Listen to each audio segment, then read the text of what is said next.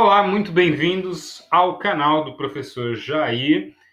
Hoje nós estaremos falando sobre a Revolução Industrial, que foi a base da sociedade moderna, da sociedade que temos hoje em dia, a sociedade técnico-industrial científica, e suas consequências.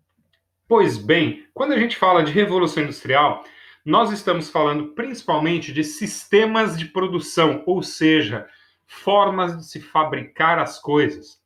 Nós, seres humanos, não somos os animais mais rápidos nem mais fortes da natureza.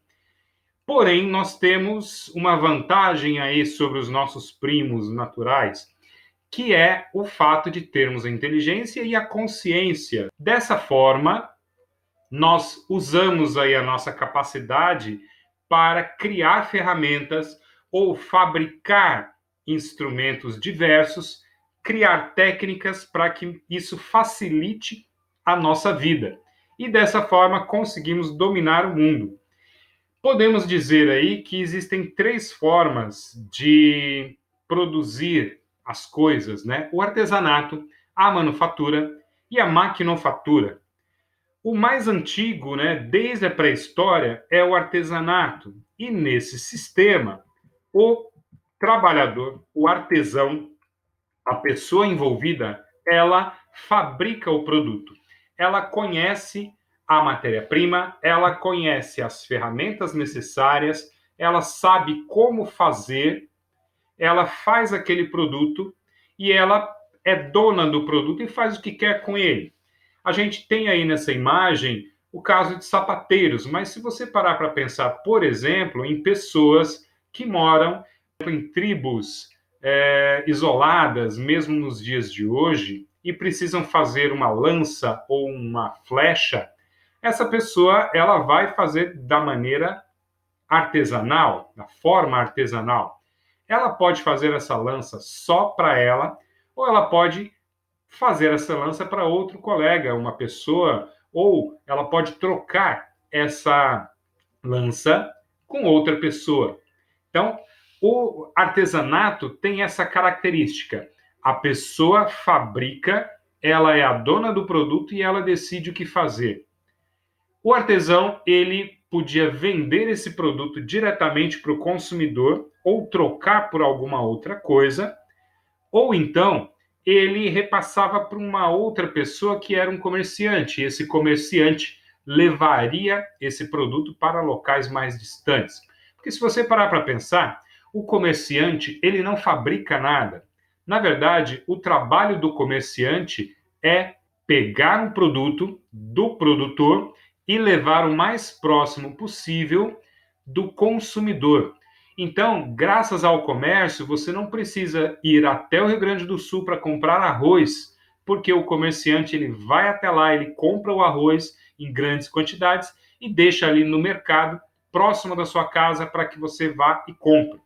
O comerciante ele não produz nada, mas ele cobra um valor a mais, que é o lucro dele, por esse trabalho de ir até lá, o produtor, e trazer para você.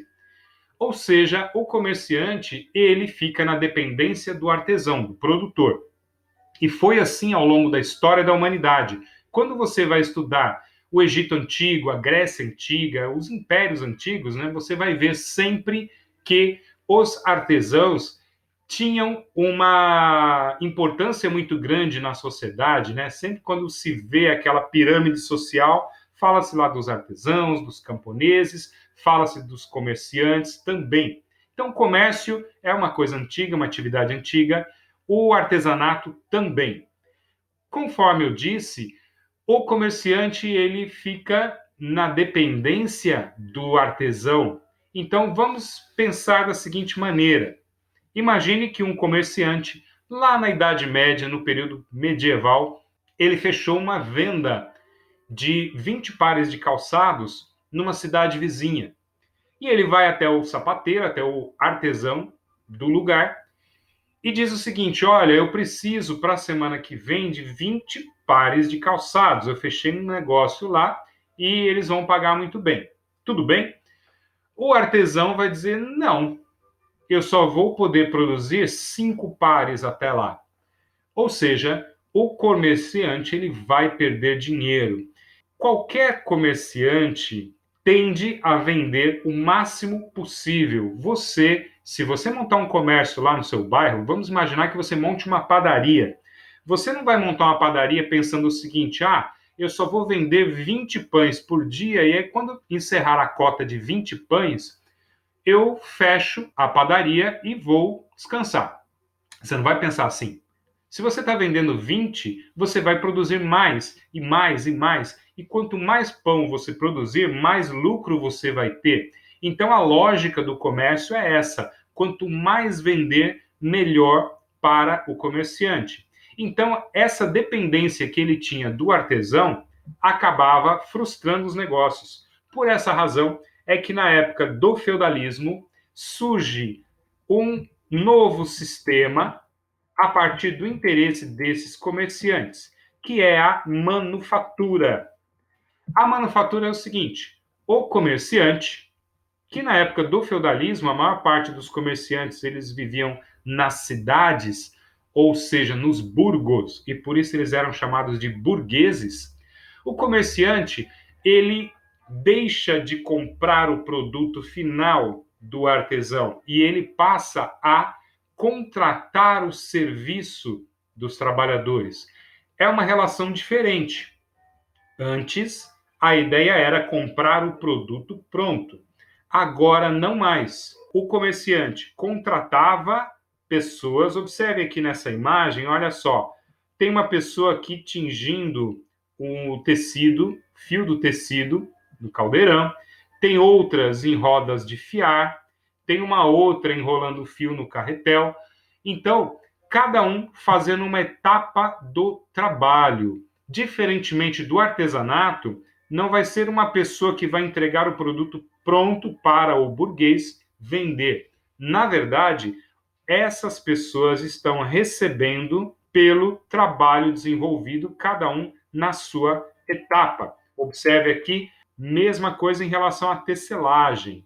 Aqui, numa casa, numa residência, aqui, numa espécie de oficina. Então, assim, independentemente do lugar, mudou-se a relação e com isso houve uma mudança significativa na situação desse burguês, na situação desse comerciante. Observe esse texto aí também do século XVIII, do funcionamento desse tipo de atividade. É muito comum entre os historiadores marxistas, socialistas, questionarem aí que o burguês ele deixou de comprar o produto para comprar a força de trabalho. É uma forma de se dizer que o burguês passou para trás o trabalhador. Mas, na verdade, o que acontece aqui, conforme eu disse anteriormente, é que esse comerciante ele não está mais comprando o produto, ele está contratando um serviço. Vou dar um exemplo para vocês. Imaginem que você queira fazer um acabamento, um cômodo novo na sua casa, ou você quer ampliar sua casa, você constrói lá um cômodo novo, você não sabe fazer, você contrata um pedreiro. Presta atenção, você não está comprando um cômodo novo, você está contratando o serviço de um pedreiro. Você vai pagar por esse serviço e, ao final, o produto não é do pedreiro que fabricou, o produto é seu, porque você contratou o serviço dele, você não comprou um cômodo do pedreiro. É muito comum no discurso marxista, socialista, que falaremos mais adiante também, essa ideia de que se o trabalhador produziu, o produto é dele. Se o trabalhador fabricou, ele é que é o dono do produto. É uma coisa um tanto quanto retórica, né? Uma forma, conforme eu disse, de colocar ali o burguês como alguém que está passando o trabalhador para trás. Só que, na verdade, o que acontece aí é uma nova modalidade de produção. Isso vai dar origem ao que a gente chama de capitalismo, onde o comerciante, o burguês, passa a ser o grupo social, né, mais importante, destacado ali, com mais influência na sociedade. A coisa vai mudar no século XVIII com o desenvolvimento da máquina a vapor. É aí que nós temos a máquina a vapor substituindo o trabalho manual, e daí nós temos a mudança da manufatura para a maquinofatura. Continuam os trabalhadores desenvolvendo cada um a sua etapa, porém, dessa vez, agora utilizando-se máquinas. E a grande transformação aqui é que a máquina ela produz muito mais rapidamente do que o trabalhador comum. Bastava você ter aqui um trabalhador tomando conta para que sempre houvesse água aqui na caldeira, não faltasse carvão para que essa água fosse fervida, gerasse vapor para mover essa engrenagem e, consequentemente, a produção não pararia. Esse primeiro modelo aqui passou a ser replicado, passou a ser copiado por outros engenheiros e dessa forma nós tivemos o surgimento de várias máquinas para atividades bem diferentes. Uma máquina a vapor como essa poderia ser adaptada para isso aqui. É uma máquina a vapor também. Só que aqui, ó, fica a água numa tubulação. Aqui nessa chaminé sai o vapor. Você tem aqui uma entrada, um compartimento para se colocar o carvão, e o vapor saindo, ele vai mover esse pistão aqui para cima e para baixo, ou para o lado e para o outro, girando a roda. E aqui nós temos uma invenção do século XIX, da segunda Revolução Industrial, que é a locomotiva, e que vai revolucionar aí os meios de transporte. Pois bem, neste quadro, nós vemos aqui uma comparação entre esses sistemas de produção, e eu coloquei como impressora 3D, mas é possível que algum historiador, alguém invente um outro nome e esse nome pegue. Dê uma pausa no vídeo para que você consiga fazer a comparação. Não significa que um substituiu o outro. Não é que hoje temos impressora 3D que os hippies pararam de fazer artesanato na praia. Eles continuam fazendo. Ou seja, os sistemas permanecem. Só que o predomínio passa a ser desses outros sistemas de produção aqui. Quantidade de trabalhadores envolvidos, o ritmo de trabalho, se é mais acelerado ou não, quem é o dono do produto final, quem vai definir o preço e a quantidade produzida. Nesse infográfico que apareceu no jornal Folha de São Paulo, nós temos uma linha do tempo mostrando aqui a primeira revolução industrial, a chamada segunda revolução industrial e hoje a tal da terceira revolução industrial. A primeira foi aquela que surgiu na Inglaterra do século XVIII, com máquinas feitas de ferro, movidas a vapor. Cuidado, tem gente que escreve lá nas provas de história que o carvão era usado para gerar vapor. Na verdade, carvão não gera vapor, né? O carvão gera fumaça. O carvão ele era usado para aquecer a água, essa água virava vapor e movia as engrenagens. Como foi a primeira vez que isso aconteceu no mundo, recebe o nome então de Revolução, Primeira Revolução Industrial, e que ocorreu lá na Inglaterra. E por que lá? Por que não em outro lugar? Porque várias condições haviam na Inglaterra que propiciaram isso. Nós temos aqui algumas delas. Aqui esse texto de uma apostila do Ângulo coloca o seguinte, que na Inglaterra nós tínhamos acúmulo de capital, aumento da oferta de mão de obra, condições políticas favoráveis à burguesia e mentalidade empreendedora. Vamos refletir aqui um pouquinho, porque nem sempre o que a gente pega num livro a gente tem que seguir cegamente. Vamos refletir um pouco, então, sobre o significado de cada uma dessas coisas. Primeiro, acúmulo de capital. Acúmulo passa a ideia de que você está juntando alguma coisa, né? O capital é o dinheiro. Então, essa concepção é uma concepção marxista, ou seja, os historiadores que seguem as ideias do filósofo alemão Karl Marx têm alguns termos, alguns conceitos que usam com uma certa frequência. Este conceito de acúmulo de capital conforme eu disse, passa a ideia de que havia um grupo de pessoas acumulando dinheiro. Então a impressão que se tem é que eles já sabiam, séculos antes, que haveria a invenção das máquinas e fábricas e que eles precisavam acumular dinheiro para isso. O que é uma grande bobagem, né? Ninguém fica acumulando dinheiro pensando assim, olha, daqui a 150 anos eu vou precisar, minha família vai precisar desse dinheiro para investir nisso ou naquilo.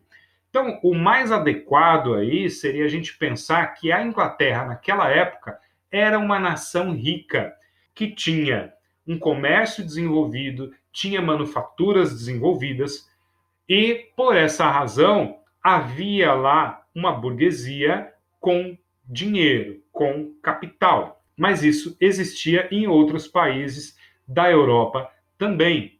Vale destacar também, em relação a essa coisa do acúmulo de capital, que existem pessoas que ficam ricas com atividade econômica e perdem tudo. Faliram ou deixaram para os filhos e os filhos não souberam cuidar ou foram roubados, etc. Da mesma maneira, existem aqueles outros que saíram do nada e conseguiram criar um grande império, né? Então, essa ideia de acúmulo de capital, ela passa uma ideia de que havia uma burguesia única e que essa burguesia foi crescendo, crescendo e acumulando cada vez mais dinheiro para usar depois.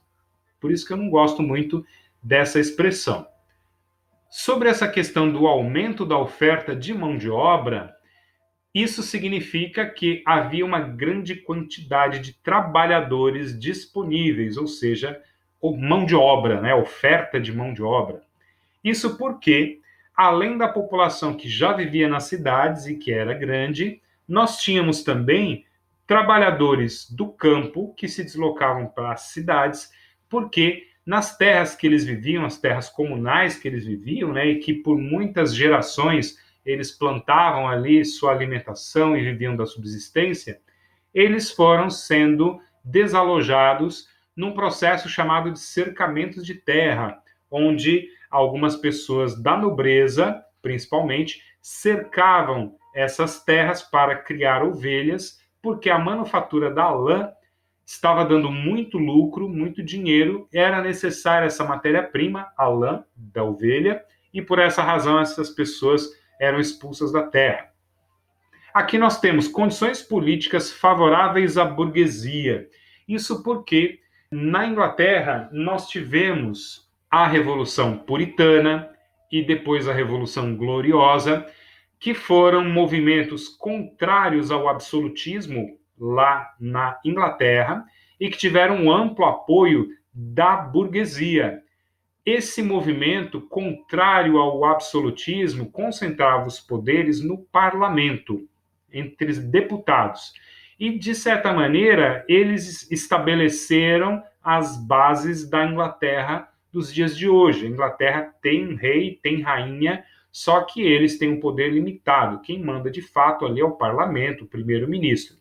Nesse processo, lá atrás, no século XVII, então, a burguesia inglesa envolvida na manufatura, envolvida no comércio internacional, no comércio interno, essa burguesia era representada no parlamento e, consequentemente, tinha a possibilidade de sugerir ou de cobrar que o governo criasse leis e regras favoráveis às atividades econômicas. E os reis que vieram logo depois desse processo revolucionário da dinastia Tudor, eles criaram esse tipo de legislação.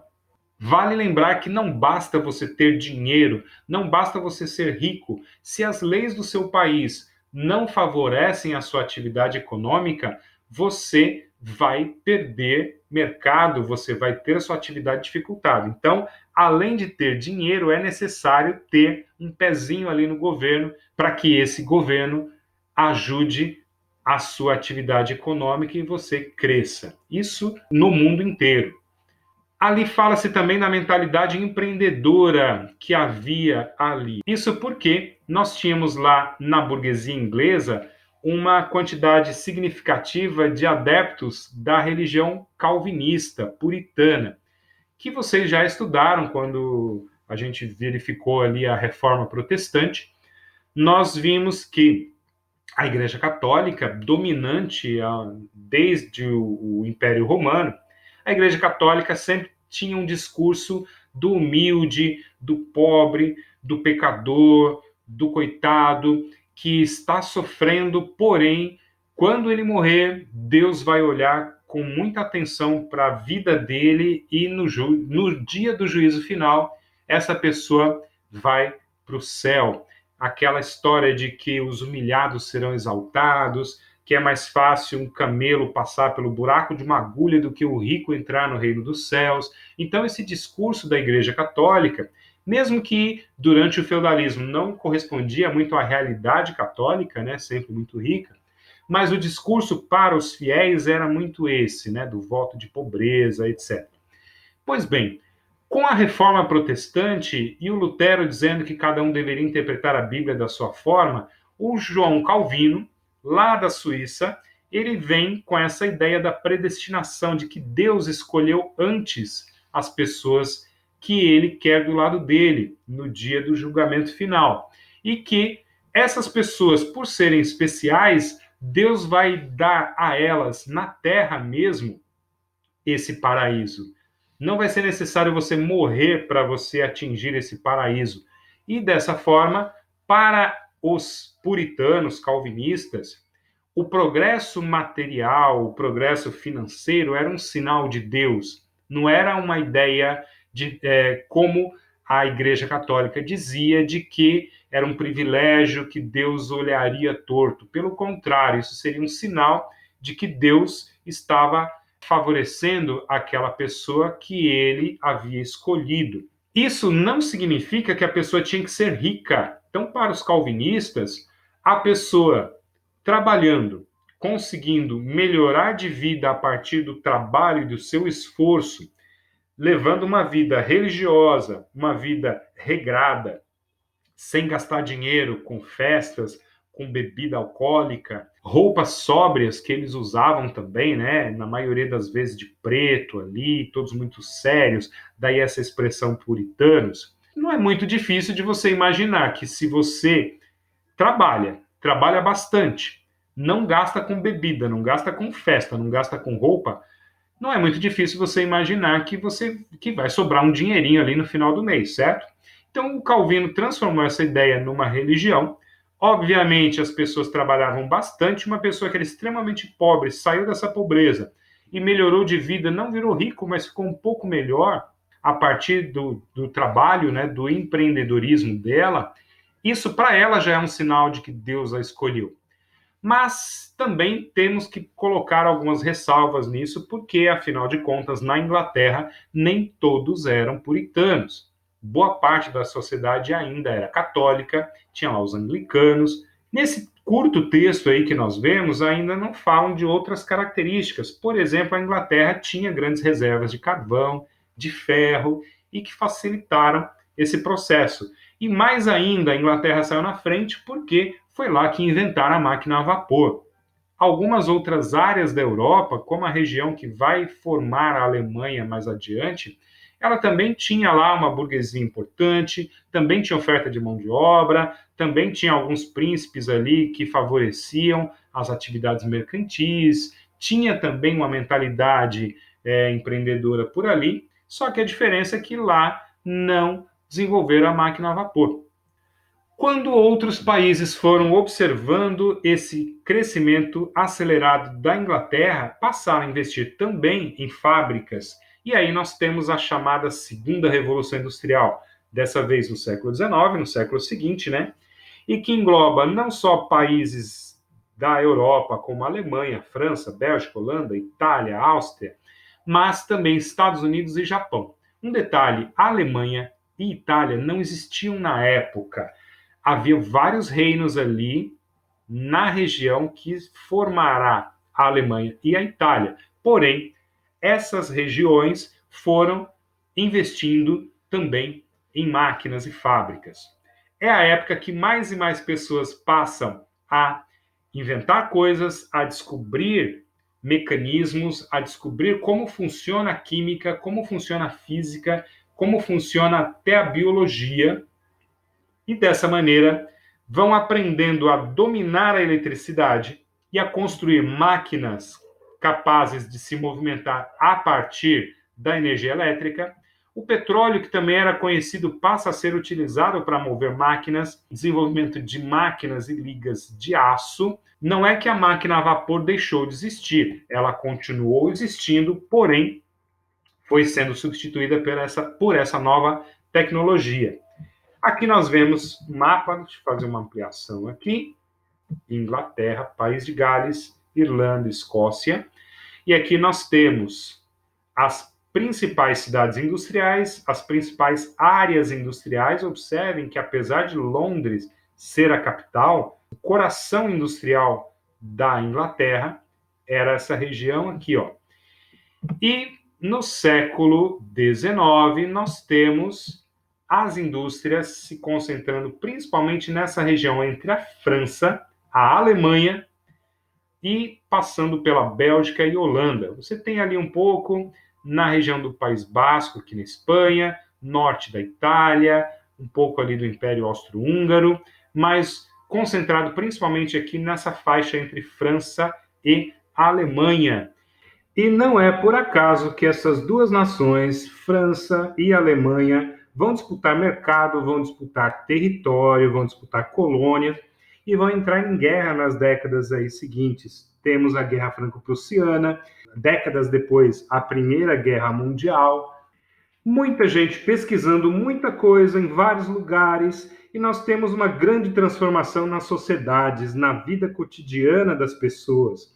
Na próxima videoaula, nós discutiremos um pouco mais a respeito dessas consequências, a começar pelas consequências político-sociais aqui. Então, na nossa próxima videoaula, na parte 2 sobre Revolução Industrial, discutiremos ali o liberalismo e o socialismo, qual a origem desses dois movimentos aqui, dessas duas ideologias políticas, e por que elas estão tão presentes nos dias de hoje. Se você gostou, curta aí esse vídeo, clique lá no sininho das notificações, se inscreva no canal e não perca a parte 2 da nossa videoaula sobre Revolução Industrial, tratando desse assunto aqui, e as próximas que virão.